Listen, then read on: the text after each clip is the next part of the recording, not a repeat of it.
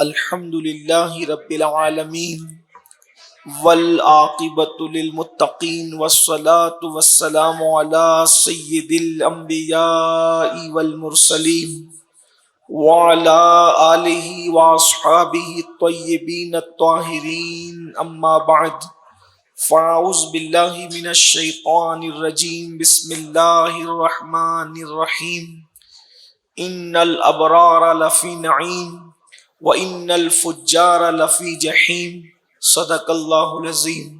غوث اعظم بمنے بے سرو ساما مددے قبلہ دین مددے کعبہ ایمان مددے انتظار کرم تست من عینی را اے خدا جو وہ خدا بین و خدا دا مددے بگیردہ بے بلا افتادہ کشتی ضعیفان و شکستہ رات و پشتی بحق کے خواجہ عثمان ہارون مدد کن مدد کن مدد کن یا معین الدین چشتی۔ انتہائی احترام و عقیدت کے ساتھ اپنے اور ساری کائنات کے مرکز عقیدت انیس بے کساں چارہ ساز درد منداں، ہم غریبوں کے غم گسار، ہم فقیروں کی ثروت، شہر یار ارم تاجدار حرم نوبہار شفاعت، شب اسرا کے دولہ نوشے بزم جنت، دانائے سبل مولائے کل ختم الرسل، خسرو خوباں سیاح لامکاں وجہ کن فکاں، در اللہ المکنون سر اللہ المخزون عالم ما کانا وما یکون، آب و گل انبیاء جان و دل اصفیاء، مطلع ہر سعادت مقطع ہر سیادت، خلاصہ کائنات فخر موجودات، حضور احمد مجتبی محمد مصطفیٰ، ارواحنا فدا صلی اللہ تعالی علیہ وآلہ وصحبہ وبارک وسلم کی بارگاہ بے کس پناہ میں جس طریقے سے پڑھاؤں بلند آواز سے میرے ساتھ مل کر پڑھیں۔ الصلاۃ والسلام علیک یا رسول اللہ، الصلاۃ والسلام علیک یا نبی اللہ، الصلاۃ والسلام علیک یا حبیب اللہ، وعلی آلک واصحابک یا نور اللہ، صلی اللہ تعالی علیہ وسلم۔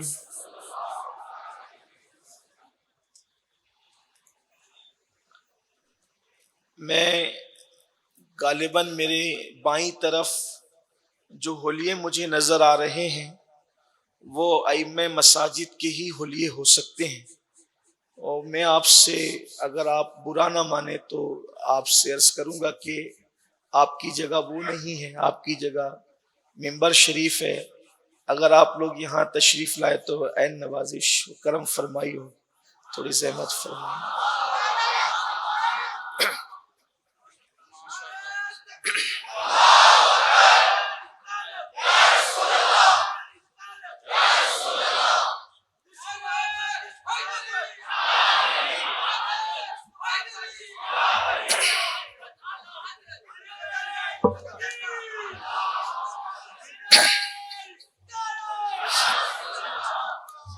جب تک ہماری قوم اپنے اماموں کی عزت کرتی رہے گی یہ قوم بھی پوری دنیا میں عزت پائے گی، اور جب یہ قوم اماموں کی عزت کرنا چھوڑ دے گی تو دنیا میں بھی ذلیل ہوگی اور آخرت میں بھی رسوا ہوگی۔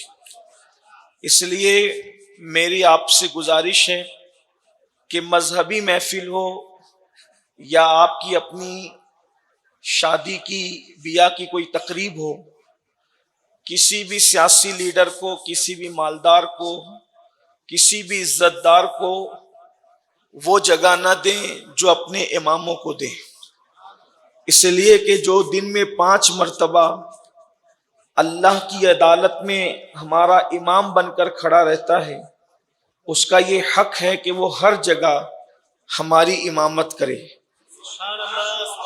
سنی دعوت اسلامی کا یہ مزاج ہے کہ ہم نے اپنے اماموں کو ہمیشہ آگے رکھا، اور اللہ سے دعا کرتے ہیں کہ اللہ پاک آگے بھی ہمیں اسی کی توفیق عطا فرمائے۔ ایک مرتبہ سب بلند آواز سے درود شریف پڑھیں۔ اللہم صلی علی سیدنا و مولانا محمد معدن الجود والکرم وآلہ واصحابہ وبارک وسلم صلاۃ و سلام علیک یا رسول اللہ صلی اللہ تعالی علیہ وسلم۔ وہ سوے لالا زار پھرتے ہیں، تیرے دن اے بہار پھرتے ہیں، جو تیرے در سے یار پھرتے ہیں، در بدر یوں ہی خوار پھرتے ہیں۔ اس گلی کا گدا ہوں میں جس میں، اس گلی کا گدا ہوں میں جس میں مانگتے تاجدار پھرتے ہیں۔ پھول کیا دیکھو میری آنکھوں میں، دشت طیبہ کے خار پھرتے ہیں۔ جان ہے جان کیا نظر آئے، جان ہے جان کیا نظر آئے، کیوں عدو گرد گار پھرتے ہیں۔ رکھیے جیسے ہیں خانہ زاد ہیں ہم، مول کے عیب دار پھرتے ہیں۔ اور یا رسول اللہ لاکھوں قدسی ہے کار خدمت پر، لاکھوں گرد مزار پھرتے ہیں۔ اور کوئی کیوں پوچھے تیری بات رضا، تجھ سے کتے ہزار پھرتے ہیں۔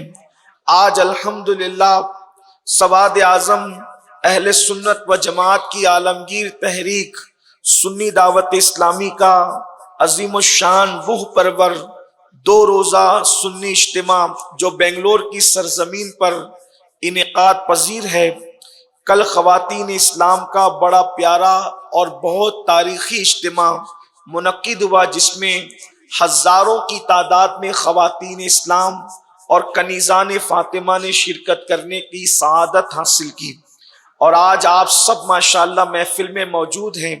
میں اس مبارک موقع پر ہمارے سنی دعوت اسلامی بنگلور کے نگراں برادر معظم جناب قاری عظمت اللہ خان رضوی کو اور جناب سید اکبر علی اور ان کے تمام رفقا کو اس بات پر ہدیہ تبریک پیش کرتا ہوں کہ ان کی پوری ٹیم کی کاوشوں نے، محنتوں نے الحمدللہ ہمیں ایک مرتبہ پھر ذکر رسول کے حوالے سے ملاقات کرنے کا شرف عطا فرمایا۔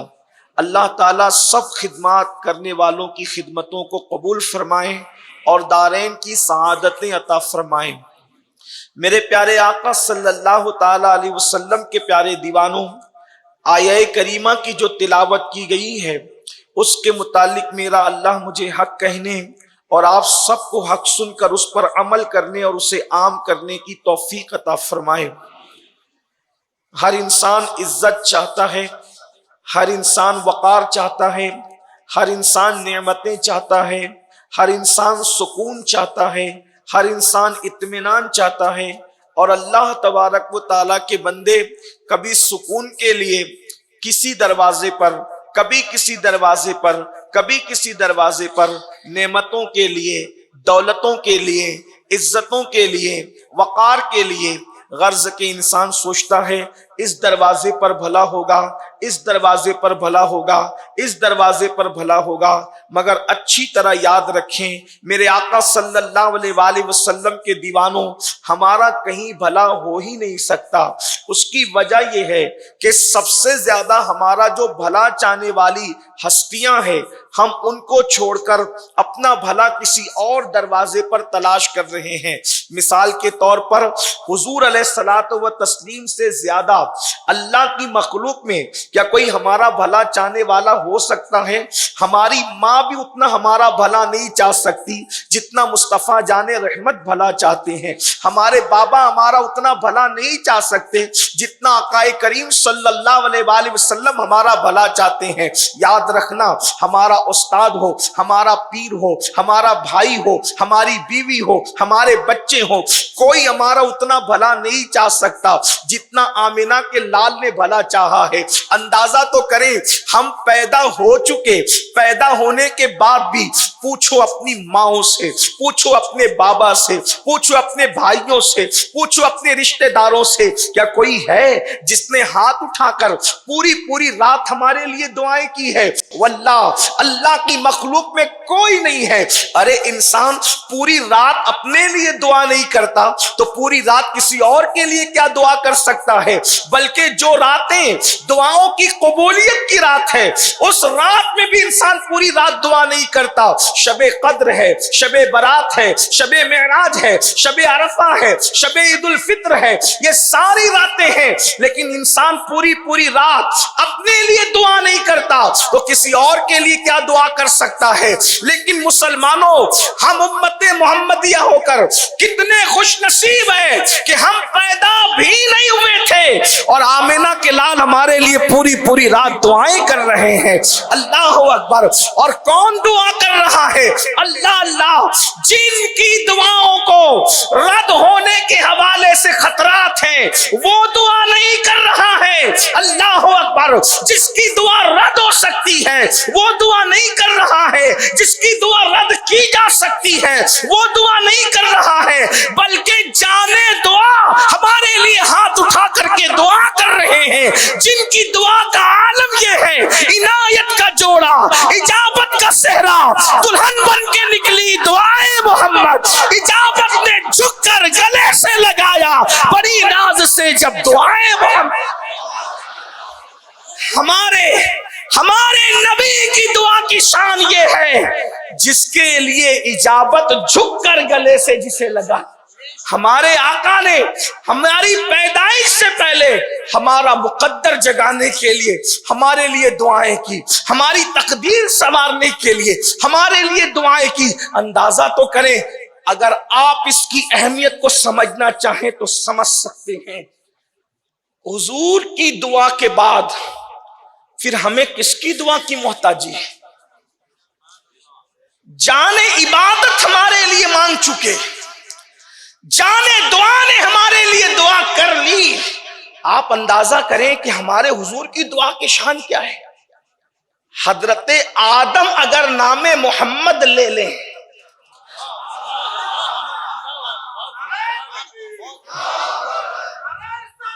یا رسول اللہ, 200 سال تک حضرت آدم دعا کر رہے ہیں لیکن کوئی جواب نہیں آتا.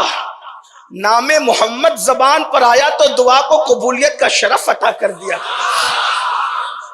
جس کا نام آنے پر دعا قبول ہوتی ہو, جس کا نام آنے پر دعا قبول ہوتی ہو, جب وہ جانے دعا خود دعا کرے تو پھر دعا کی معراج کا عالم کیا ہوتا ہو. میرے آقا علیہ الصلوۃ والتسلیم ہمارے لیے کبھی مغفرت مانگ رہے ہیں, کبھی نصیبے کی بلندی مانگ رہے ہیں, کبھی کچھ مانگ رہے ہیں, کبھی کچھ مانگ رہے ہیں, اللہ کی بارگاہ میں خیر طلب کر رہے ہیں, جنت طلب کر رہے ہیں. اب آپ مجھے بتائیں, اتنی خیر خواہ ذات, اتنا بھلا چاہنے والی ذات جو مصطفیٰ جان رحمت کی ہے, ہم ان کا در چھوڑ کر کئی اور بھلائی ڈھونڈنے نکلے, نہیں ملے گی. اس لیے کہ ہم بھلائی ڈھونڈنے کے لیے گناہوں کے اڈوں کی طرف نکلے, اور جہاں گناہ ہے وہاں بربادی ہے, جہاں گناہ ہے وہاں تباہی ہے, جہاں گناہ ہے وہاں سکون نہیں ہے, جہاں گناہ ہے وہاں قرار نہیں, جہاں گناہ ہے وہاں اطمینان نہیں ہے. اس لیے کہ اچھی طرح یاد رکھنا, گناہ چھوٹا ہو یا بڑا, حضرت سیدنا فاروق اعظم رضی اللہ تعالیٰ نے ارشاد فرماتے, گناہ چھوٹا ہو یا بڑا, مجھے اتنا سمجھتا ہے کہ گناہ سے رسول اللہ کا دل دکھتا ہے. چھوٹے سے چھوٹا گناہ کرو یا بڑے سے بڑا گناہ کرو, حضور کا دل دکھتا ہے. آپ سے پوچھتا ہوں, اگر راستے پر بیٹھنے والے بھکاری کا کوئی دل دکھائے, آپ غور فرمائیں, جس بھکاری کی کوئی اوقات اور حیثیت نہیں ہے, اگر اس کا کوئی دل دکھا دے تو بندہ تباہ اور برباد ہو جاتا ہے. किसी भिखारी भीख मांगने वाले का कोई दिल दुखाए तो बादशाहों के हाथ में भीख के कटोरे आ गए। तारीख पढ़ने, बड़े बड़े बादशाहों के तख्त ताज क्यों लूटे? किसी का दिल दुखाने की वजह से। बल्कि सूफिया फरमाते हैं किसी भी इंसान की जो उल्टी गिनती शुरू होती है, किसी भी इंसान की तरक्की जब तनज़्ज़ुली में तब्दील होती है, किसी भी इंसान की इज्जत जब जिल्लत में बदलती है, तो उसके पीछे सबसे बड़ा राज ये होता है कि उसने किसी ना किसी का दिल दुखाया। अल्लाह के नजदीक दिल दुखाने से कोई बड़ा जुर्म नहीं है, कोई बड़ा गुनाह नहीं है। अब आप मुझे बताएं, रास्ते पर भीख मांगने वाले भिखारी का अगर दिल दुखा दें तो बादशाहों के हाथ में भीख के कटोरे आ गए, बड़े बड़े इज्जतदार जलील हो गए। मुसलमानों, कभी गौर भी किया गुनाह करने से पहले? अभी मैं गुनाह के हवाले से जन्नत और जहन्नम का जिक्र नहीं करता, लेकिन इतना जरूर कहता हूं, कभी गौर भी किया किसी काफिर का दिल दुखाया तो भी उल्टी गिनती शुरू हो जाती है, किसी भिखारी का दिल दुखाया तो भी उल्टी गिनती शुरू हो जाती है। अल्लाह अकबर, क्या ख्याल है जिसको अल्लाह रब्बुल इज्जत ने बादशाहों का दाता बना करके भेजा, जिसको अल्लाह ने बादशाहों का बादशाह बनाकर भेजा, जिसको अल्लाह ने शहीनशाहों का शहीनशाह बनाकर भेजा, जिसको अल्लाह ने आकाओं का आका बना करके भेजा, जिसकी जात पर आकायत खत्म है, जिसकी जात पर बुजुर्गी तमाम है, जिसकी बारगाह के अंदर अल्लाह अकबर इज्जत भी पहुंच करके मुअज़्ज़ज़ हो जाती है, जिसकी बारगाह में उलूम को मेराज नसीब होती है, जहां पहुंचकर हुस्न भी मेराज पाता है, जहां पहुंचकर अक्ल भी मेराज पाती है, जहां पहुंचकर इबादत को भी मेराज नसीब हो जाती है। उस हस्ती का दिल अगर कोई दुखाए तो फिर वो सुकून कैसे पाए? लोग कहते हैं उम्मते मुस्लिमा का ज़वाल का सबब ये है, कोई कहता है ये है, कोई कहता है ये है। सारे दानिश्वरों की फिक्र सर आंखों पर है, सारे दानिश्वरों की आरा सर आंखों पर है, लेकिन हमको जो समझ में आया बुजुर्गों की जूतियों में बैठ करके वो ये, अल्लाह अकबर, सैयदना फारूक आजम फरमाते हैं गुनाह कोई भी करो, छोटे से छोटा हो या बड़े से बड़ा, वो डायरेक्ट रसूलुल्लाह के दिल को तकलीफ पहुंचाता है, हुजूर का दिल दुखाता है। मुझे बताओ, अब मुसलमान रो रहा है कि हमारी लाशें बेगोरो कफन कहीं पर तड़प रही है, अब मुसलमान बेचैन हो रहा है, हमारी बेटियों का सुहाग उजड़ रहा है, मुसलमान अब बेचैन है, मरसिया खां है कि लाशें खां को खून में तड़प रही है, नन्हे नन्हे बच्चे यतीम हो रहे हैं, हमारे घरों से धुएं उठ रहे हैं, हमारी बस्तियां जल रही है, हमारी कौम घर के बेघर हो रही है। मुझे बताओ, जो मुस्तफा जान रहमत के दिल को एक दिन में कई कई 100 मरतबा दुखाए, वो कौम इज्जत के साथ कैसे जिएगी? वो कौम वकार के साथ कैसे जिएगी? वो कौम सुकून की सांस कैसे लेगी?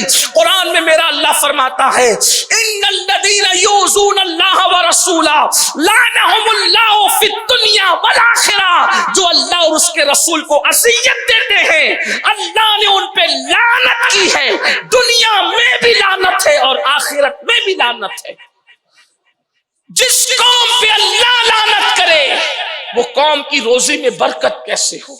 जिस कौम पे अल्लाह लानत करे उस कौम को इज्जत कैसे मिले? जिस कौम पे अल्लाह लानत करे वो कौम सुकून और इत्मीनान की सांस कैसे ले? तो याद रखना, गुनाह से हुजूर अलैहिस्सलातु व तस्लीम के दिल को तकलीफ पहुंचती है, हुजूर के दिल को अज़ियत पहुंचती है। अब बताएं, अल्लाह अकबर, छोटे से छोटा गुनाह करो तो हुजूर का दिल दुखता है, तो जब मेरी कौम का कोई जवान जिना करता होगा तो हुजूर के दिल पे क्या गुजरती होगी? जब मेरी कौम का कोई जवान नशे में धुत पड़े रहकर किसी गटर के किनारे तड़पता होगा, हुजूर के दिल पे क्या गुजरती होगी? जब कौम की कोई बेटी लॉज में अपनी आबरू का सौदा कर रही होती होगी, उस वक्त रसूलुल्लाह के दिल पे क्या गुजर रही होती होगी? जिस वक्त मस्जिद के अंदर कोई इमाम और मुअज्जिन तीसरे मुक्तदी का इंतजार कर रहा होता होगा फज्र में कि वो आएगा तो जमात कायम होगी, यानी मस्जिदें इतनी सुनी सुनी होती होगी, तो हुजूर के दिल पर क्या गुजरती होगी? जब दाढ़ियां मुंडाकर लोग गटरों में फिकवाते ہوں گے تو حضور کے دل پر کیا گزرتی ہوگی جب مسلمان سود کا اور سٹے کا دھندا کر کے حرام لقمہ اپنے پیٹ میں اتار رہا ہوتا ہوگا، اس وقت تو حضور کے دل پر کیا گزر رہی ہوتی ہوگی؟ مجھے بتاؤ تو صحیح میرے آقا صلی اللہ علیہ وآلہ وسلم کے دیوانوں، طائف کی وادیوں کے پتھر، ذرا دل کے کانوں سے سننا، عشق مصطفیٰ کا دعویٰ کرنے والوں، محبت رسول کا دعویٰ کرنے والوں، مجھے بتاؤ طائف کی وادیوں کے پتھر رسول اللہ کے جسم میں نازنین کو زخمی کرتے ہیں، مگر ہمارے گناہوں کے نشتر حضور اکرم صلی اللہ علیہ وآلہ وسلم کے دل کو زخمی کرتے ہیں، حضور کے دل کو تکلیف پہنچاتے ہیں، حضور کے دل کو اذیت پہنچاتے ہیں۔ آج مسلمان یہ سوچتا ہے مولانا گناہ کریں گے تو قبر میں اس کا جو عذاب ہوگا دیکھا جائے گا، محشر میں جو اس کا عذاب ہو دیکھا جائے گا۔ یہ غلط فہمی ہے اور سخت ترین غلط فہمی ہے۔ گناہ کا عذاب صرف قبر میں نہیں ہے، گناہ کا عذاب صرف میدان محشر میں نہیں ہے۔ اور میرے بھائیوں اگر قبر اور محشر میں بھی ہو تو بھی ہم اس کو برداشت نہیں کر سکتے، لیکن گناہوں کی سزا دنیا میں بھی ملتی اور دنیا سے ہی ملتی ہے۔ بلکہ بزرگان دین فرماتے ہیں مسلمان کو اگر ٹھوکر بھی لگتی ہے ٹھوکر تو اس کے گناہ کی وجہ سے لگتی ہے۔ آپ اٹھا کر دیکھیں بزرگوں کے اقوال،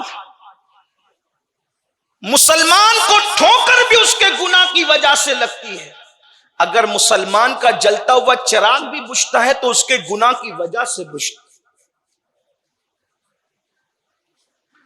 بلکہ آپ کو حیرت ہوگی اگر ہمارے جسم پہ کبھی سستی چڑھتی ہے، سستی، تو وہ بھی گناہ کی وجہ سے، سستی کا اثر بھی گناہ کی وجہ۔ بزرگان دین فرماتے ہیں انسان کی آنکھ پھڑکتی ہے نا، آنکھ جو پھڑکتی گناہ کی وجہ۔ لوگ کہتے ہیں دائیں پھڑک رہی ہے تو یہ، اور بائیں پھڑک رہی تو وہ، یہ تمہارے قصے ہیں۔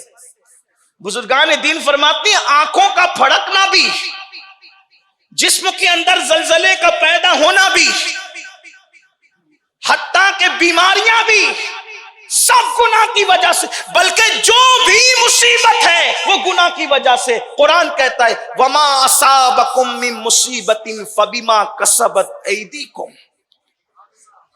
کہ تم پر جو بھی مصیبت آتی ہے وہ تمہارے اعمال کی وجہ سے، وہ تمہارے گناہ کی وجہ سے۔ بلکہ آپ کو ایک اور حیرت انگیز بات بتاؤں، اگر توجہ آپ کی میری طرف ہے تو آپ میری طرف توجہ رکھیں، دائیں بائیں والوں کی طرح آپ توجہ چھوڑ دیں۔ ایک بار بلند آواز سے درود شریف پڑھیں۔ اللہ رب محمد صلی اللہ علیہ وسلم نحن عباد محمد صلی اللہ علیہ وسلم صلاۃ و سلام علیک یا رسول اللہ صلی اللہ تعالی علیہ وسلم۔ بلکہ جو ظالم حکمراں مسلط ہوتے ہیں، حدیث پاک ہے، وہ بھی گناہوں کی وجہ سے۔ اللہ کے رسول صلی اللہ علیہ وآلہ وسلم فرماتے ہیں کہ حدیث قدسی ہے، اللہ پاک ارشاد فرماتا ہے حدیث قدسی میں، اللہ فرماتا ہے کہ میں ہی اللہ ہوں۔ اللہ کیا فرماتا ہے؟ اللہ کہتا ہے میں ہی الہ ہوں، میں ہی خدا ہوں۔ بے شک مولا ہم گواہی دیتے لا الہ الا اللہ، تو ہی اللہ ہے اور تیرے سوا کوئی عبادت کے لائق ہے ہی نہیں، اور کوئی ہو بھی کیسے سکتا ہے؟ یہ کوئی تیرا ہمسر ہی نہیں ہے، کوئی تیری مثال ہی نہیں ہے، کوئی تیری طرح ہے ہی نہیں۔ ارے جب کوئی تیرے محبوب کی طرح نہیں ہے تو کوئی تیری طرح کیسے ہو سکتا؟ ہمارے امام کہتے وہ کمال حسن حضور ہے کہ گمان نقص جہاں نہیں، یہی پھول خار سے دور ہے، یہی شمع ہے کہ دھواں نہیں۔ میں نثار تیرے کلام پر ملی یوں تو کس کو زبان نہیں، وہ سخن ہے جس میں سخن نہ ہو، وہ بیاں ہے جس کا بیاں نہیں۔ فصحاء عرب کے بڑے بڑے تیرے آگے یوں ہے دبے لچے، کوئی جانے منہ میں زبان نہیں، نہیں بلکہ جسم میں جان نہیں۔ تو یا رسول اللہ کروں تیرے نام پہ جا فدا، نہ بس ایک جا دو جہاں فدا، دو جہاں سے بھی نہیں جی بھرا، کروں کیا کروڑوں جہاں۔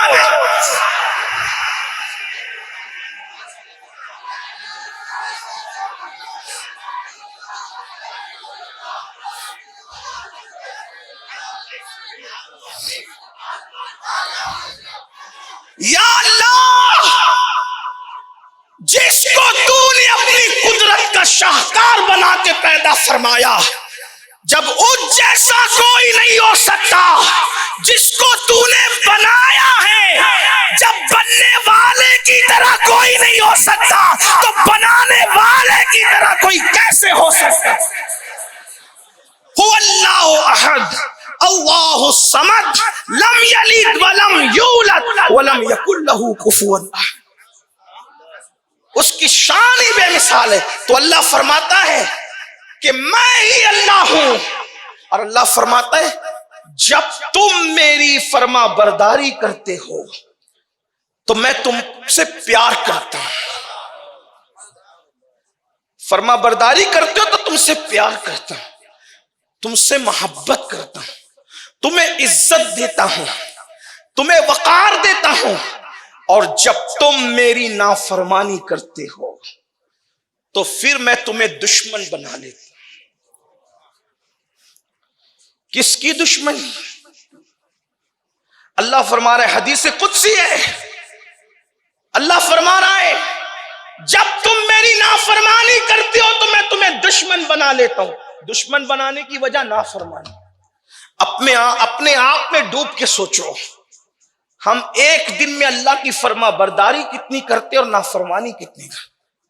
بلکہ دوسری حدیث میں، اس حدیث میں دوسری حدیث میں، وہ بھی حدیث قدسی ہے، اللہ فرماتا ہے جو تنہائی میں گناہ کرتا ہے گویا وہ مجھے جنگ کا چیلنج کرتا ہے. تھوڑا اس پہ بھی غور کرنا.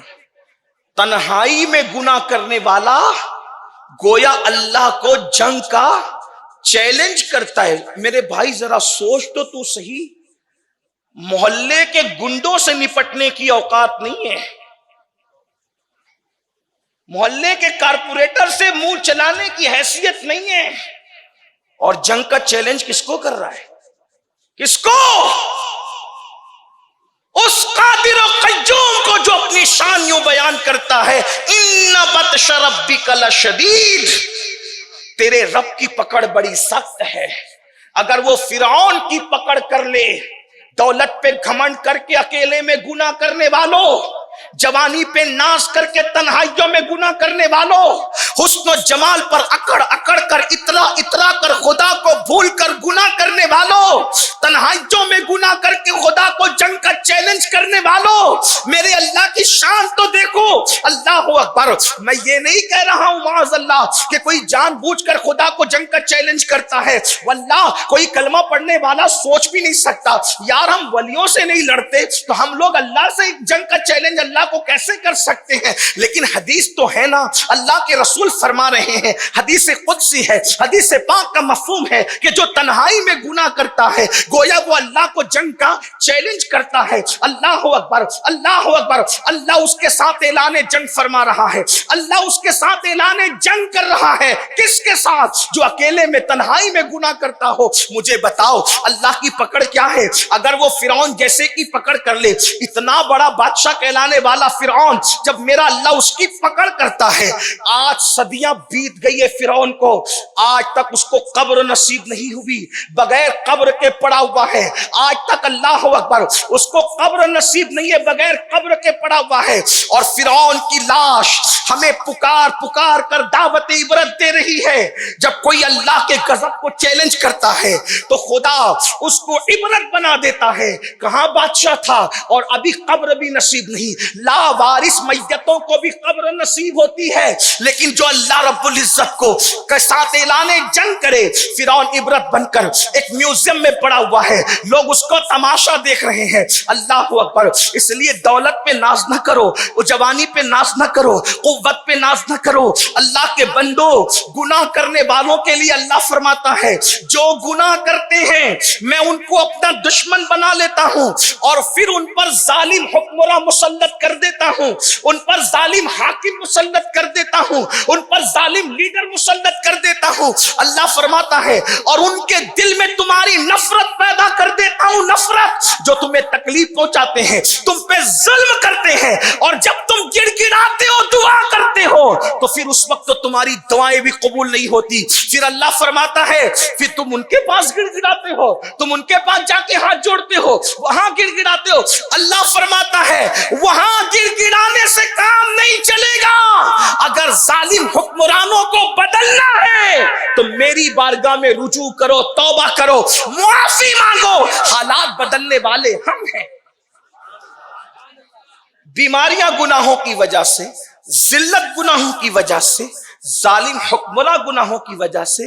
اور الزواجر میں ابن حجر ایک حدیث نقل کرتے ہیں, اس کو بھی سن لیں. معلوم کیوں کماتے ہیں, گھر کیوں بناتے ہیں, رات دن دوڑ بھاگ کیوں کرتے ہیں؟ اس لیے ہمارے بچوں کا بھلا ہو جائے. میں سمجھتا ہوں کہ ہماری جتنی محنتیں ہیں صرف اپنے بچوں کے مستقبل کے لیے, لیکن گناہ کرنے والوں حدیث سنو. میں سمجھتا ہوں کہ ہم میں کوئی ایسا نہیں ہے جو گنہگار نہ ہو, لیکن گنہگاروں کی دو قسم ہیں. ایک وہ جن سے گناہ ہو جاتے ہیں, ایک وہ جن سے گناہ ہو جاتے ہیں, اور ایک وہ جو گناہ کرتے ہیں. یہ جو مذمت ہو رہی ہے نا, گناہ ہو جانے والوں کی نہیں ہو رہی, گناہ کرنے والوں کی.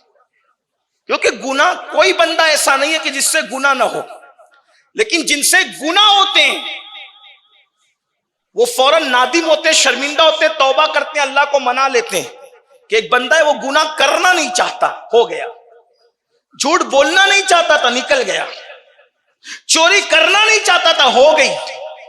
بدکاری کرنا نہیں چاہتا تھا, ہو گئی. یہ وہ لوگ ہیں جو نہیں چاہتے اور ہو جاتا ہے. وہ توبہ بھی کرتے, اللہ کو مناتے بھی, استغفار بھی کرتے, ہے نا. بلکہ ایک بات بتاؤں, جو کرنا نہیں چاہتے اور ان سے ہو جائے تو ان کے لیے کیا ہے. اللہ کے رسول علیہ السلام اما جان عائشہ صدیقہ سے فرماتے ہیں, عائشہ کچھ گنہگار ایسے ہیں جو بے حساب جنت میں جائیں. آپ نے صحیح سنا میں جو کہہ رہا ہوں, کیا مفہوم کے طور پہ پڑھ رہا ہوں. کچھ گنہگار ایسے ہیں, کچھ گنہگار ایسے ہیں, کچھ گنہگار ایسے ہیں جو بے حساب جنت میں جائیں گے. کون ہے وہ گنہگار؟ آقا فرماتے ہیں جن سے گناہ ہو جاتے ہیں, کرتے نہیں ہیں, ہو جاتے ہیں, اور وہ تنہائی میں, اکیلے میں اپنے گناہوں کو یاد کر کے اللہ کے خوف سے روتے ہیں. ایسے رونے والوں کو اللہ بے حساب جنت عطا فرمائے.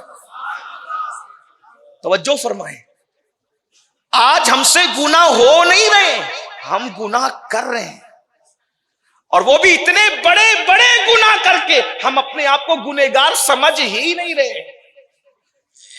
سلطان العارفین, سلطان العارفین سیدنا بایزید بسطامی رحمت اللہ علیہ, آپ کو اکثر خون کا پیشاب ہوتا ہے. جب پیشاب کرتے تھے تو خون نکلتا تھا, پیشاب کے راستے سے اکثر خون بہتا تھا. جب مریدوں کو اس کی اطلاع ہوئی کہ مرشد کے پیشاب میں خون نکلتا ہے, کون؟ بایزید, سلطان العارفین بایزید بسطامی, جن کے بارے میں سید الطائفہ طاؤس العلماء سیدنا جنید بغدادی رضی اللہ تعالیٰ نے ارشاد فرماتے ہیں کہ بایزید بسطامی کا مقام ولیوں کی کائنات میں ایسا ہی ہے جیسے فرشتوں میں اللہ نے جبریل کو مقام عطا کیا ہے, بایزید کو اللہ نے ولیوں میں مقام عطا کیا. سرکار غوث اعظم سے پہلے آپ پیدا ہوئے, یہ بایزید بسطامی, سیدنا بایزید بسطامی رضی اللہ تبارک و تعالی. کون بایزید؟ ارشاد فرماتے ہیں کہ اللہ نے جن کو مقام حضوری نصیب فرمایا. ایک ہوتا ہے حاضری کا مقام اور ایک ہوتا ہے حضوری کا مقام. حاضری اور حضوری میں فرق یہ ہے کہ حاضری والے آتے جاتے رہتے ہیں اور حضوری والے ہمیشہ یار کے جلووں میں گم رہتے ہیں. یہ مقام تھا بایزید بسطامی. تو سلطان العارفین بایزید بسطامی کو خون کا پیشاب ہوتا تھا اکثر. جب مریدین کو پتا چلا تو کسی نے عرض کی حضور کسی اچھے حکیم سے علاج کروا لیتے ہیں, کسی اچھے طبیب کو بتا لیتے ہیں تاکہ خون کا یہ جو پیشاب کا مرض ہے اچھا نہیں ہے, جان لیوا ہے, آپ کی جان جا سکتی اس میں. تو سلطان العارفین حضرت سیدنا بایزید بسطامی فرماتے ہیں کہ میرا اس بیماری کا علاج جو خون کا پیشاب ہوتا ہے دنیا کے کسی حکیم کے پاس نہیں ہے, کسی طبیب کے پاس نہیں ہے. تو مریدین نے جو بڑے چاہنے والے تھے کہنے لگے حضور آخر یہ کون سا ایسا مرض ہے کہ جو کسی حکیم اور طبیب سے اچھا نہیں ہو سکتا. تو فرماتے ہیں میرے بیٹو دراصل یہ کوئی بیماری نہیں ہے, جو خون کا پیشاب ہوتا ہے نا یہ کوئی بیماری نہیں ہے. اصل بات یہ ہے کہ بچپنے میں مجھ سے ایک گناہ سرزد ہو گیا تھا, بچپنے میں مجھ سے ایک گناہ ہو گیا تھا, گناہ سرزد ہو گیا تھا. وہ اپنے بارے میں کہہ رہے ہیں ورنہ ہم ان کے بارے میں گناہ کے الفاظ نہ بولتے ہیں نہ بول سکتے ہیں, کیونکہ ہمارا مذہب اور مسلک مکمل ادب ہے. اپنے بارے میں عاجزی کرتے ہوئے انسان جو کہہ لے ہم تھوڑی کہیں گے بڑے سے بڑا مرشد کہے میں گنہگار ہوں, ہم تھوڑی کہیں گے بڑے سے بڑا عالم کہے کہ میں جاہل ہوں, ہم تھوڑی کہیں گے بڑے سے بڑا اعلیٰ کہے میں ادنا ہوں, ہم تھوڑی کہیں گے. اللہ اکبر. لیکن سلطان العارفین بایزید بسطامی سے جب کہا گیا آخر یہ جو خون کا پیشاب ہوتا ہے اور آپ کہتے ہیں کہ کسی حکیم اور طبیب کے پاس اس کا علاج نہیں ہے, مرشد وجہ کیا ہے, آخر یہ کون سی بیماری ہے؟ تو بایزید بسطامی فرماتے میرے بیٹو, میرے روحانی بیٹو, دراصل بات یہ ہے کہ بچپنے میں مجھ سے گناہ سرزد ہو گیا تھا. اب جب مجھے یاد آتا ہے کہ قیامت میں اللہ جب میرے اعمال کے بارے میں مجھ سے پوچھے گا اور میرے گناہ کے بارے میں مجھ سے پوچھے گا تو میں اللہ کو جواب کیا دوں گا؟ خدا کی بارگاہ میں کھڑے ہونے کے تصور سے جب مجھے وہ وقت یاد آتا ہے, جب مجھے وہ موقع یاد آتا ہے, کون سا وقت؟ قرآن کہتا ہے یوم یقوم الروح والملائکہ صفا لا یتکلمون الا من اذن. وہ وقت یاد آتا ہے جب جبریل امین اور ان کے ساتھ سارے فرشتے اللہ کے خوف اور ہیبت سے تھر تھر کانپتے ہوں گے, کسی کو کلام کی جرت نہیں ہوگی. جب جبریل کلام کی جرت نہ کریں گے, جب جبریل تھر تھر اللہ کے خوف سے کانپ رہے ہوں گے, اللہ اللہ وہ میدان محشر جب نبیوں کی زبان پر, سید الانبیاء کے علاوہ ہر نبی کی زبان پر نفسی نفسی ہوگا. اللہ اکبر. جس وقت انسانوں کے پتے پانی ہو رہے ہوں گے, کلیجے منہ کو آ رہے ہوں گے, لوگ پسینے میں ڈبکیاں لے رہے ہوں گے, نہ ڈگریاں کام آ رہی ہوگی, نہ خاندانی نسبتیں کام آ رہی ہوگی, نہ قبائلی نسبتیں کام آ رہی ہوگی, نہ کسی کا حسن دیکھا جائے گا, نہ کسی کا جمال دیکھا جائے گا, نہ کسی کا کمال دیکھا جائے گا. حد تو یہ ہے, کعب احبار کا قول ہے, اگر انسان قیامت کے دن 70 نبیوں کے برابر بھی عمل لے کر آئے تو بھی وہ اپنی عمل کو حقیر سمجھے گا, حقیر. بایزید بسطامی اپنا بیان دیتے ہیں, فرماتے بیٹو بچپنے میں جو مجھ سے گناہ ہو گیا تھا, جب مجھے یاد آتا ہے کہ اللہ جب مجھ سے اس گناہ کے بارے میں پوچھے گا بایزید تو نے یہ گناہ کیوں کیا تھا, تو میں جواب کیا دوں گا؟ اس جواب کے تصور سے جب میں کانپتا ہوں تو میرا جگر پگھلنے لگتا ہے, میرا جگر پگھلتا ہے اور جگر بہ بہ کر پیشاب کے راستے سے نکل جاتا ہے. تو یہ پیشاب کا جو خون کا پیشاب ہوتا ہے, یہ خون کا پیشاب بیماری کی وجہ سے نہیں ہے, یہ اللہ کے خوف کی وجہ سے میرا جگر پگھل پگھل کر کے بہ رہا ہے. تو اسی کو تم دیکھتے ہو, اس کا علاج کوئی حکیم نہیں کر سکتا, کوئی طبیب نہیں کر سکتا, اس لیے کہ بیماری کا علاج طبیب کے پاس ہے, خوف خدا کا علاج کس کی دوا میں ہو سکتا ہے؟ سلطان العارفین جیسا ولی بچپنے کا گناہ یاد کر کے جگر پگھلا رہا ہو, اور جن کی زندگی میں ہفتے میں جمعہ کی 2 رکعت کے علاوہ کوئی نماز بھی نہیں, وہ سکون سے بیٹھے ہم تو جنت میں جائیں گے. جن کو کلمہ طیبہ بھی یاد نہیں وہ سکون سے بیٹھے ہم جنت میں جائیں گے. جن کی صبح اس حال میں ہوتی ہے کہ وہ صبح سب سے پہلا جو گناہ کرتے ہیں, اتنا بڑا گناہ جو زنا سے بھی بڑا ہے, جو قتل سے بھی بڑا ہے. مسلمانوں کی صبح میں سب سے پہلا گناہ کیا ہوتا ہے؟ فجر کی نماز کا ترک. پوچھو, امام غزالی رحمت اللہ علیہ کیمیاء سعادت میں لکھتے ہیں کہ زنا سے بڑا کوئی گناہ ہے تو وہ نماز کا چھوڑنا ہے. کسی کو قتل کرنے سے کوئی بڑا گناہ ہے نماز کا ترک کرنا قتل اور زنا سے بھی بدترین جرم ہے. بستروں میں فجر کی نماز نرم نرم گدوں پہ چھوڑنے والوں مجھے بتاؤ، بایزید بستامی تو بچپن کا گناہ یاد کر کے جگر پگھال رہے ہیں، اور ہم سارے جرائم کر کے سکون سے بیٹھے، ہم جنت میں جائیں۔ یاد رکھنا، ناظم شورا اور خطبہ کی مرضی سے جنت نہیں ملے گی میرے عزیز، جنت تو آپ کو اللہ کی مرضی سے ملے، اور اللہ کے یہاں غیرت کا معاملہ اتنا نازک ہے، تھوڑا آپ کی توجہ چاہتا ہوں، میں بطور تقریر نہیں بلکہ دل کے درد کے طور پہ عرض کر رہا ہوں، خدا کرے کسی کے دل میں اترے۔ اللہ کے یہاں جب رحمت کا معاملہ آئے تو پھر اس سے بڑا رحم کرنے والا کوئی نہیں۔ سبقت رحمتی علی غضبی، اس کا ارشاد ہے کہ میری رحمت میرے غضب پہ سبقت لی گئی۔ جب رحمت کا کہ اس عطوں کا نظارہ کروانے پر آتے ہیں تو پھر کتے کو بھی جنت میں داخل کر دیتے ہیں، ہے نا؟ جب رحمت کے نظارہ کرانے کی بات آتی ہے تو پھر اصحاب کہف کے کتے کو بھی جنت میں داخل کر دیا جاتا ہے، اور جب اظہار غیرت کا معاملہ آتا ہے تو پھر نبی کے بیٹے کو بھی جہنم میں ڈال دیتے ہیں۔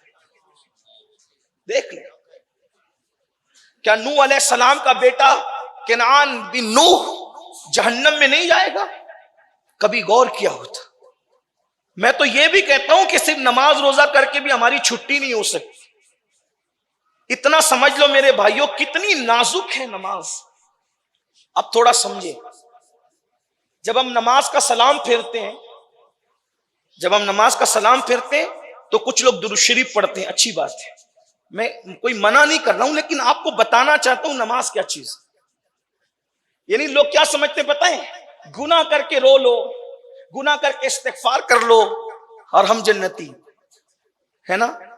لیکن ہم نماز کا سلام پھر کے کوئی درود شریف پڑھتا ہے، کوئی کلمہ شریف پڑھتا ہے، لیکن مسلم شریف کی حدیث ہے، صحیح مسلم کی صحاح میں دوسرے نمبر پر ہے، اور بعض محدثین کے نزدیک تو اور دوسرا معاملہ ہے، میں اس میں آپ کو الجھانا نہیں چاہتا، لیکن صحیح مسلم کی روایت ہے جب اللہ کے رسول نماز پڑھتے تھے، توجہ ہے، آپ بہت توجہ سے سن رہے ہیں، لیکن بہت خاص مقام پر اور بہت نازک مقام پر گفتگو آ کر ٹھہر رہی ہے، اور آپ کی خاص توجہ۔ اللہ کے رسول جب نماز پڑھتے ہیں، نماز تو صحیح مسلم کی روایت ہے، حضور جیسے ہی نماز کا سلام پھیرتے ہیں تو حضور استغفار کرتے ہیں۔ آپ غور کریں، گناہ کے بعد استغفار کرنا تو سمجھ میں آتا ہے کہ گناہ کے بعد توبہ ہو رہی ہے، لیکن سید المعصومین جہاں گناہ قریب سے گزر کر بھی نہیں جا سکتے، تصور گناہ بھی قریب سے گزر کر نہیں جا سکتا، بلکہ ان سے جو وابستہ ہو جائیں، اتنا سمجھ لیں نبی کی جو خطائیں گناتے ہیں ان خطا کاروں کا حساب تو بعد میں کریں گے، لیکن ہم سنیوں کا عقیدہ ہے نبی اگر کسی بے عقل جانور پر بیٹھ جائیں تو اس جانور سے بھی خطا نہیں ہو سکتی۔ نبی کی عصمت کا یہ عالم ہے، کیا لوگوں کو نہیں پتا؟ ہجرت کے باب میں سب نے لکھا، سب نے بیان کیا کہ جب اللہ کے رسول ہجرت کر کے مدینہ شریف آئے تو ہر عاشق کہتا تھا حضور میرے گھر، حضور میرے گھر، حضور میرے گھر۔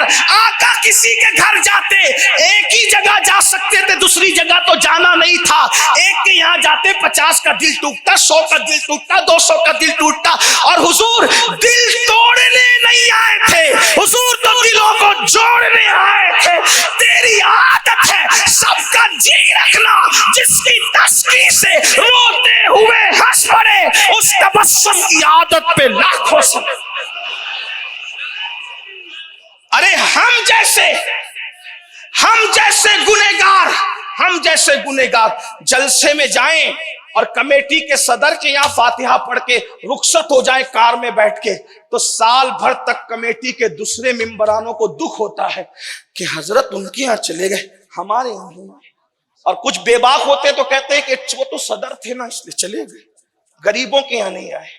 حالانکہ غوث پاک کے غلاموں کو غریبوں اور امیروں سے کیا نسبت؟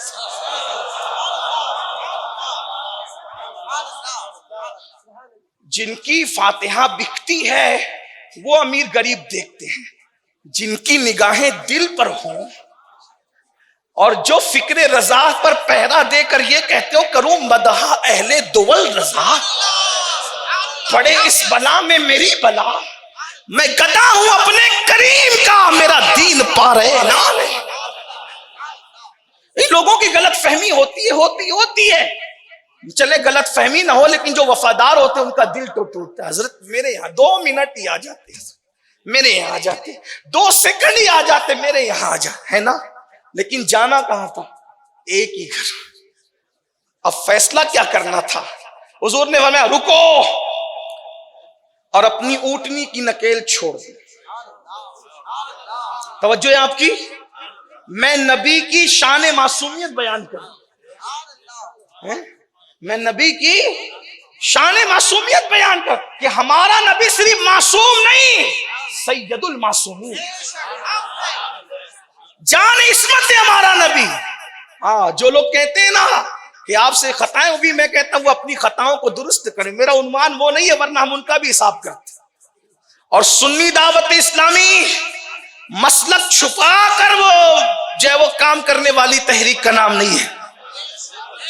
ایسے کام کو آگ لگے جو مسلک کا سودا کر کے ہو، واللہ ہم نے کہیں بھی مسلک کو چھپا کے بات نہیں کی، ہم نے جہاں بھی عمل کی ضرورت ہے تو عمل کی گفتگو کی، اور عقیدے کی بات تھی تو عقیدہ ببانگ دوحل بیان کیا۔ میں وہ سنی ہوں، جمیل قادری مرنے کے بعد میرا لاشا بھی کہے گا صلاۃ و سلام۔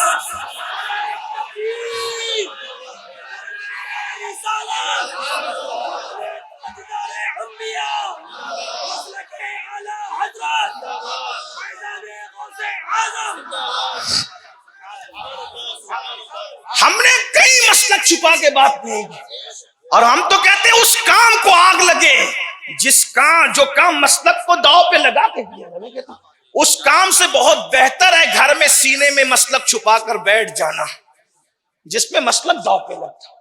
مسلک ہماری پہچان ہے، مسلک ہماری جان ہے، مسلک سوداگری نہیں بلکہ مسلک راہ نجات ہے، کیونکہ میرے امام نے کہا تیرے غلاموں کا نقش قدم ہے راہ خدا۔ مسلک یہ تیرے غلاموں کا نقش قدم ہے راہ خدا، وہ کیا بہک سکے جو یہ سراغ لے کے چلے، اور جنا بنے گی محبان 4 یار کی قبر جو اپنے سینوں میں یہ 4 باغ لے کے چلے۔ اور ہمارا مسلک کیا، لوگ ہم سے مسلک پوچھتے آپ کا مسلک کیا، تو ہمارا مسلک یہ لحد میں عشق رخے شہ کا داغ لے کے چلے، اندھیری رات سنی تھی چراغ لے کے چلے، یہ ہمارا مسئلہ۔ تو عرض یہ کر رہا تھا حضور جان عصمت ہے، سید المعصومین ہے، تو اب توجہ آپ کی، سب کہتے میرے یہاں میرے یہاں، اور مدینے کے سردار لوگ بھی کہتے ہیں، سردار بھی کہہ رہے میرے یہاں، رعایا بھی کہہ رہے میرے یہاں۔ حضور نے جانا کہاں ہے؟ تو اللہ کے رسول نے کیا کیا؟ توجہ آپ کی، کیا کیا حضور نے؟ اللہ کے رسول نے کیا؟ نکیل چھوڑ دی، کہا یہ اونٹنی معمور من اللہ ہے۔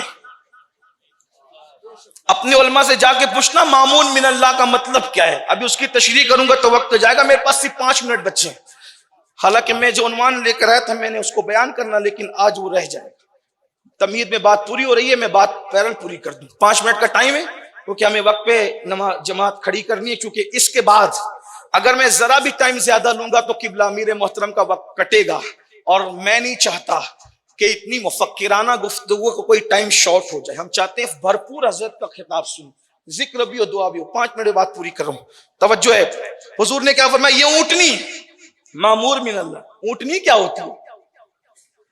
اونٹنی کیا ہوتی ہے؟ جانور کو عقل ہوتی ہے، جانور کو عقل ہوتی کہاں جانا، کہاں اٹھنا، کہاں بیٹھنا۔ اگر آپ اپنے گھوڑے کو لگام چھوڑ دیں تو کبھی بیٹھ کر کے دیکھنا نہ لگام چھوڑا ہوا گھوڑا لے کہاں جاتا ہے۔ ہاں، جو نبی کو اپنی طرح بشر کہتے ہیں، ان سے کہتے ہیں تھوڑا ایک بار آپ بھی تجربہ کر کے دیکھ لیں۔ ہاں، گئے تھے داماد کے گھر، پہنچو گے ہاسپٹل، وہ بھی ہاسپٹل پہنچ گئے تو سمجھ لینا کہ گھوڑے میں کچھ شرافت تھی، ورنہ تو آپ نے جانا ہی شہر خاموشہ ہے۔ میں کوئی مذاق اڑانے کی بات نہیں کر رہا ہوں، لیکن لوگوں سے کہتا ہوں ذرا سوچو بھی، اور آپ سے بھی کہتا ہوں ہر ایک کی بولی سن کر کے پوپٹ نہ بنو، طوطا نہ بنو کہ جو سن لیا وہی بول دیا، تھوڑا عقل سے بھی کام لو۔ نبی ہماری طرح کا، کیسے ہماری طرح؟ وہ کہا کہ ناک ان کی ناک ہماری، آنکھ ان کی آنکھ ہماری، تو ہوئے نا ہماری طرح۔ میں نے کہا جب باپ اپنی طرح نہیں ہے تو رسول پاک اپنی طرح کیسے ہے؟ باپ کیوں اپنی طرح نہیں؟ میں نے کہا باپ کو محبت سے دیکھو تو مقبول حج کا ثواب ملتا ہے، اور اپنے آپ کو دیکھو تو کچھ نہیں ملتا۔ تو باپ کیا ہوتا ہے؟ یہ ناک آنکھ گال، یہی تو باپ کا چہرہ ہے نا۔ تو باپ کی ناک آنکھ رخسار دیکھ لیا تو مقبول حج کا ثواب مل گیا، اور اپنا آپ دیکھا تو کچھ نہیں ملا۔ تو جب اپنا باپ اپنی طرح نہیں ہے تو رسول پاک اپنی طرح کیسے ہو؟ جس نے باپ کو یہ مقام عطا کیا ہو، جس نے باپ کو یہ مقام عطا کیا ہو، اس نے رسول پاک کو کیا مقام عطا؟ اور رسول پاک کیا ہے؟ ارے تیرا باپ تو جھوٹ بھی بول سکتا ہے، شراب بھی پی سکتا ہے، بیڑی سگریٹ بھی پی سکتا ہے، مگر رسول پاک کیا ہے؟ جن کے تلووں پر سید الملائکہ کی پیشانی آ کر ٹکتی ہے۔ بنگلور والوں اور گرد و نواح سے آنے والوں، شاید تم نے اس کی نزاکت کو نہیں سمجھا۔ حضور کے تلوے اور سدرۃ المنتہا کے مکی کی پیشانی، توجہ تو کریں، کیا ہے نبی؟ شان نبوت کیا ہے؟ کسی نبی کو بھی یہ شان نصیب نہیں ہو جو میرے آقا کو ہے کہ جبریل امین اپنی پیشانی نبی کے تلووں پہ رکھتے ہیں۔ اور اس کی منظر کشی اہل سنت کا امام کیا کرتا ہے، ذرا اس کو سنیں۔ کہتے تاج سر کے اوپر جو رکھا جاتا ہے اس کو کیا کہتے ہیں؟ ہاں، اور اس تاج کے اندر موتی ہوتے ہے نا، اور موتی بھی کہاں ہوتا ہے؟ ایک دم تاج کے اوپر، یعنی سر پہ تاج اور تاج کے سر پر موتی ہوتا ہے۔ اس کو سمجھا؟ بات سمجھ میں آ گئی؟ حالانکہ یہ پڑھے لکھے لوگوں کا علاقہ ہے، دکن کا علاقہ، یہاں زیادہ سمجھانے کی ضرورت نہیں ہے۔ یہ شہر گلستان ہے بنگلور، پڑھے لکھے لوگ رہتے ہیں، سمجھے؟ جبریل امین، سدرہ کا مکین، اس کے آگے کوئی جا نہیں سکتا۔ اس سدرہ کے مکین کے سر پہ تاج، تاج کے سر پہ موتی۔ اب ذرا تخیل کی پرواز دیکھیں، کہتے تاج روح القدس کے موتی جسے سجدہ کرے۔ توجہ کریں، اس کو فکر رضا کہتے ہیں۔ کیا تاج ہے؟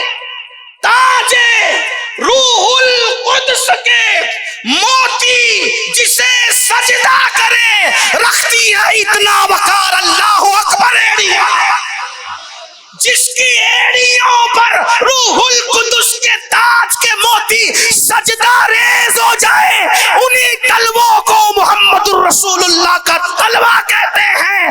اور اس تلوے کی شان یہ ہے، اللہ اکبر، کہ تیرے قدموں میں جو ہے غیر کا منہ کیا دیکھے، کون نظروں پہ چڑھے دیکھ کے تلوہ آتے۔ آسماں گر تیرے تلووں کا نظارہ کرتا، روز ایک چاند تصدق میں اتارا کرتا، چھپ گیا چاند آئی تیرے دیدار کی تاب، سامنے گر کبھی ہوتا بھی تو سجدہ کرتا۔ عرض کیا کر رہا تھا؟ سب کہنے حضور میرے یہاں، میرے آقا آؤ کہ مدت ہوئی ہے، تیری راہ میں اکھیاں بچھاتے بچھاتے۔ حضور آ بھی جاؤ نا، آ جاؤ اور آ بھی جاؤ۔ علامہ جامی نے جب حضور کو دعوت دی کہ حضور آئے ہیں، تو پھر اپنی غریبی خیال آ گئی۔ حضور میں تو غریب ہوں، اگر آپ میرے پاس آئے تو غریب بھی ہوں اور گنہگار بھی ہوں، کروں گا کیا؟ تو کہتے ہیں چو سوئے من گزر آری، چو سوئے من گزر آری، منے مسکیز ناداری، فدائے نقش نالینت کنم جا یا رسول اللہ۔ حضور اگر آپ میرے گھر آئیں گے تو میں گنہگار بھی ہوں اور غریب بھی ہوں، کیا کروں گا؟ ارے جہاں آپ اپنی نالین رکھیں گے تو اس کا نشان پڑے گا، اس نشان پر اپنی جان کو ہی قربان کر دوں۔ تو سوئے من گزر آری منے مسکیز ناداری فدائے نقش نالے نہ کنم جا یا رسول. تو سب کہے میرے یہاں بات دور نکل گئی. عرض کر کیا کرا, حضور نے نکیل چھوڑ دی, کہا یہ مامور من اللہ ہے, اللہ کی اس کو اللہ کا حکم ہے اس کو, یہ وہیں بیٹھے گی جائیں اس کو بیٹھنے. اور دنیا نے دیکھا بھائی وہ اونٹنی تھی نا, اونٹنی تو کہیں بھی بیٹھ سکتی تھی, کسی یہودی کے کسی ظالم کے گھر جا کے بیٹھ جاتی اور معاذ اللہ وہ کہہ دے کہ میں نے نہیں بھی لینا حضور کو گھر میں, لیکن حضور جانتے تھے, حضور بیٹھ گئے نا اس پر. وہ اور اونٹنی ہے جو خطا کر سکتی ہے, جس پہ حضور بیٹھ جائیں, جان عصمت کا جسم جس سے مس ہو جائے اس اونٹنی سے خطا نہیں ہو سکتی. اور دنیا نے دیکھا وہ گئی اور سیدھا ابو ایوب انصاری کے دروازے پہ بیٹھ گئے. اب آپ بتائیں جان عصمت جس اونٹنی پر بیٹھ جائیں تو وہ اونٹنی خطا نہیں کرتی. ہائے ہائے ہائے. تو سید المعصومین کے قریب سے کبھی گناہ خطا, کبھی گناہ کا تصور بھی گزر سکتا ہے؟ نہیں, اور ہرگز نہیں, ہے نا. لیکن حضور جب نماز کا سلام پھرتے تو کیا کہتے ہیں؟ استغفر اللہ استغفر اللہ استغفر. آپ غور کریں, اس سے کیا پتا چلا, کیا معلوم ہوا, کیا پتا چلا؟ حضور نماز پڑھ کے استغفار کرتے. توجہ ہے آپ, اللہ کے رسول نماز پڑھ کے استغفار, اور ہم گناہ کر کے بھی. سوچو کہاں سید المعصومین کی نماز. حضور کا سو جانا بھی ہماری عبادتوں کی طرح نہیں ہے نا, ہماری عبادتیں حضور کی نیند کی طرح بھی نہیں ہو سکتی. ان کا سونا اور ہے. ارے عالم کا سونا اور ہے تو سید العالمین کے سونے کا عالم کیا ہو. تو حضور کیوں استغفار کرتے تھے نماز کے بعد؟ تعلیم امت کے لیے. پتا چلا اے بندے تو نماز کے لیے تو کھڑا ہے لیکن تو نماز پڑھنے کے قابل نہیں. تو نماز کی تلافی کے لیے بندہ استغفار کرے, توبہ کرے, اللہ جیسا حق تھا میں ویسا حق کی بات. تو آپ مجھے بتائیں مسلمانوں کہ جب بزرگان دین نیکیاں کر کے توبہ کرتے تھے اور اتنا ڈرتے تھے, اور ہم گناہ کر کے نہیں ڈرتے, تو یہ جو تباہیاں کیا ہے؟ تو میں بات سمیٹ لوں اپنی. کیا کہہ رہا تھا کہ آدمی جو کچھ کر رہا ہے, محنتیں کر رہا ہے, کوششیں کر رہا ہے, کاوشیں کر رہا ہے, کیوں کر رہا ہے؟ بچوں کا بھلا ہو, بچوں کا بھلا ہو. لیکن یاد رکھنا گناہ سے 7 پشتیں تباہ ہوتی. خاندان میں اگر ایک آدمی گناہ کرے نا 7 پشتیں تباہ. سن لیں حدیث الزواجر میں ابن حجر لکھتے ہیں, ساتھ میں کتاب کا حوالہ بھی پڑھ رہا ہوں تاکہ اگر آپ چیک کرنا چاہیں تو جا کے چیک کریں, مفہوم پڑھ. اللہ پاک فرماتا ہے حدیث قدسی میں کہ جب تم میں سے کوئی میری فرما برداری کرتا ہے تو میں اس کو اپنا محبوب بنا لیتا ہوں, اور پھر اللہ فرماتا ہے میں اس کو برکتیں عطا کرتا ہوں, بہت برکت دیتا ہوں, بہت برکت. اور یاد رکھنا ہمارے پاس کثرت ہے, برکت نہیں. اور کثرت اور برکت میں فرق ہے. کچھ لوگ کیا ہوتے ہیں میں کروڑ پتی ہوں, لکھ پتی ہوں, اربوں پتی ہوں, خربوں پتی ہوں. میرے بھائی تیرے پاس کثرت ہے, برکت نہیں. کثرت ہو کر بھی آدمی پریشان رہ سکتا ہے لیکن برکت میں آدمی پریشان. کثرت اور برکت کا فرق واضح صرف بہت مختصر میں پتا چلے گا. کتے درجنوں میں پیدا ہوتے ہیں, کثرت ہے. بکریاں 2-3 ہی پیدا ہوتی ہے, برکت ہے.